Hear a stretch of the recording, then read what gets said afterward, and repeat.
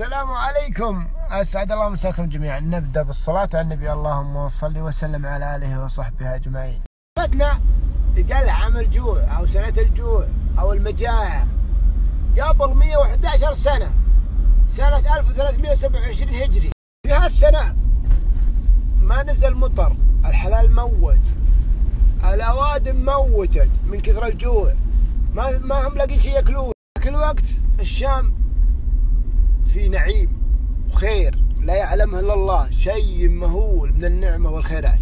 هل نجد ذبح من الجوع؟ سبحان الله، أهل الشام الآن جوعة وحنا شبعانين. اتعظوا 111 سنة بس فرق وقلبت الدنيا.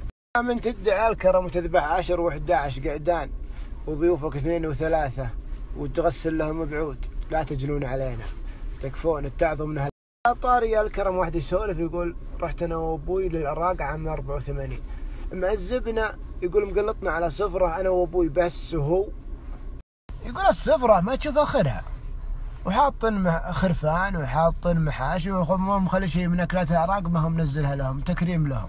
ابوي زعل وقال يا اخي حرام عليك، النعمة تزيد تفرط بها. قال يا غاتي كل والله ان ما يجينا الفقر طول عمري. بعد حرب العراق والله اني لقيته بعمان يشحد اللي كان عندهم من الاملاك لا يعلمها الا الله سبحانه. بعد اللي هاجروا من نجد وراحوا العراق والشام، منهم بطل قصتنا الشاعر عايد المهيدي.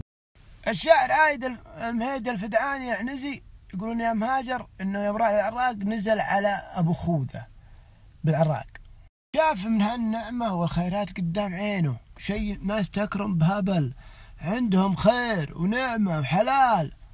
شاف البعرين تعطى، يشدوا ان العالم جوعان بنجد والبعرين يعطونها خبز، فقع مرارته يقول لها كالابيات.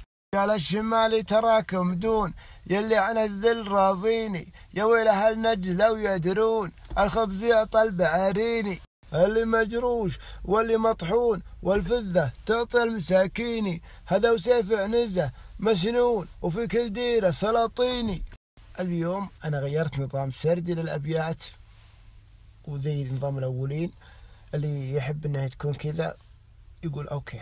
وصلنا لنهاية سلفتنا ونختمها بالصلاة على النبي، اللهم صل وسلم على آله وصحبه أجمعين. اللهم إني أستغفرك وأتوب إليك، إني كنت من الظالمين.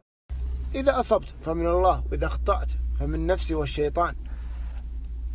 راح أنزلها في قناتي في اليوتيوب باسم فرحان الخمشي، لا تنسون اشتراك.